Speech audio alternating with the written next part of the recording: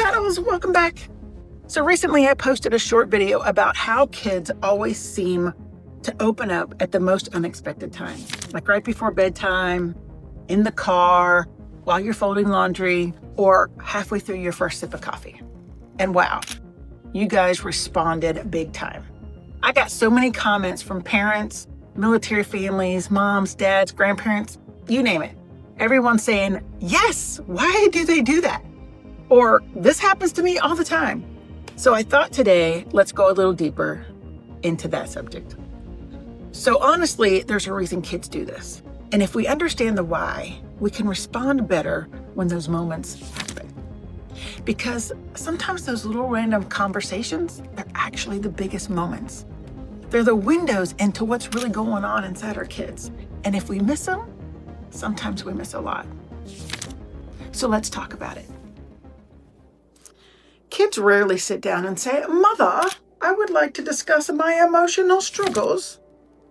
Well, wouldn't that be nice? But no, instead they tell you in the school pickup line or while you're driving to soccer practice, or worse yet, when you're exhausted and they suddenly decide at 9:47 p.m., it's the perfect time to unpack their entire emotional world. Here's why. Because those are the moments they feel the safest. Not the big sit down, let's talk moments. Not the forced eye contact from across the kitchen table. It's in the ordinary moments. The side-by-side moments, the low-pressure moments, when they don't feel like they're being interrogated. That's when their guard comes down. And that's when the truth shows up. Let me tell you right now, some of the deepest parenting conversations happen in the car. There's something about not having to make eye contact that makes kids feel safer. They can stare out the window, they can fiddle with a backpack, they can say the hard thing without having to watch your reaction. And honestly, that matters, especially for our older kids, especially for your teens. And quite frankly, for our military kids who all are already carrying more emotions than they even know how to explain. Sometimes kids just don't need a formal conversation. They need a safe passenger seat. Let's look at the bedtime moments. You know exactly what I mean, parents.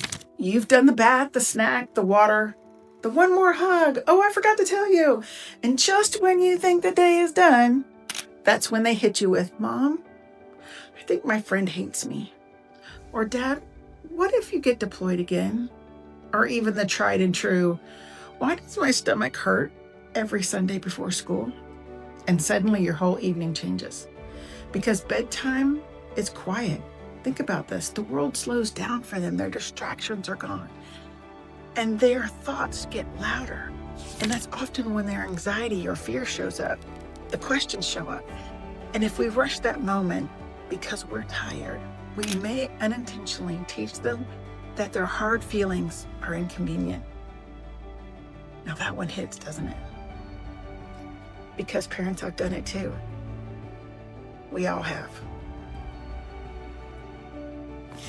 I remember one night with one of my own kiddos, we had had one of those bedtime moments. It had been a long day and I was tired. I was in full, please just go to sleep mode. And right as I was headed for the door, I heard, Mom, you know the voice, the serious one, not the I need water voice, the real one. And they said something to the effect of, do you ever worry that people leave and don't come back? Now listen, as a military mom and a veteran, that question hit differently.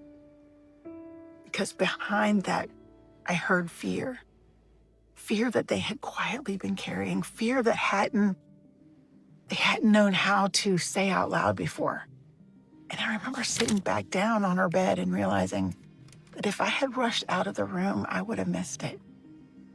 I would have missed the real conversation, the one they actually needed, the one moment that then reminded me that sometimes parenting isn't in the big planned lessons.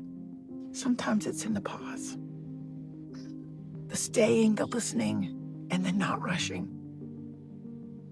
And listen, different family dynamics matter. Every family dynamic changes how kids communicate. Military families, absolutely. Our kids learn early that life can shift fast. Moves, deployments, new schools, goodbyes. Sometimes they become the fine kids. The ones that say they're okay because they think they're supposed to be okay. Those kids especially need safe places. What about our blended families? That comes with its own emotional layers. Loyalty conflicts, adjustment struggles, big feelings they don't always have words for. What about single parent homes? Sometimes kids try to protect the parent. They hold things in because they don't want to add stress. Even in the most loving homes, kids can still feel unsure about how much is too much. And honestly, even adults do that. So imagine being 8, 12, 15, trying to figure out emotions you don't even have a name for. That's hard. So what can we do? How do we make it easier for our kids to open up? As the bird chirps in for us. First, stop trying to force the perfect conversation. Sometimes we're waiting for the right moment, but connection usually happens in the ordinary. Laundry, dishes, walks with the doggo, school pickup, in the car. Create a space, not pressure. And second, watch your reaction. If their truth gets met with panic, anger, or immediately trying to fix it, they might not bring it to you next time. Sometimes they just need listening before solutions. And sometimes they just need to hear, "Thank you for telling me." That sentence really matters. And third, put your phone down. I know, but presence matters. Kids notice distracted listening. They know when you're only halfway there, and trust is built in those tiny moments. Fourth, don't dismiss the small stuff, because what feels small to us may feel huge to them. Friend drama, lunch table problems, teacher tensions, a stuffed animal that may be lost. Sorry, I'm thinking about one of those stories that just recently happened to me, but it may seem minor to our adult brains, but to them, it's real. Respecting their little problems teaches them that they can trust us with the big ones. And let me say this, not all kids are talkers. Some kids process quietly.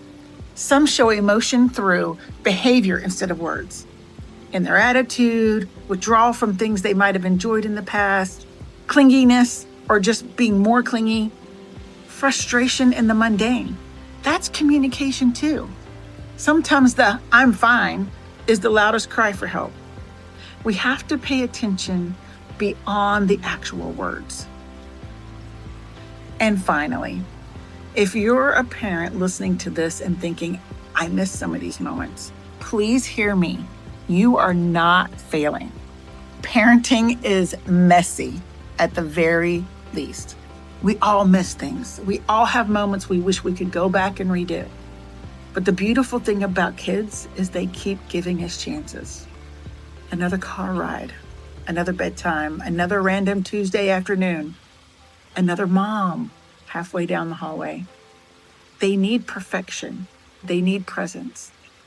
That's why they remember those moments. That's what builds trust. That's what creates safety, and often that's what opens the door.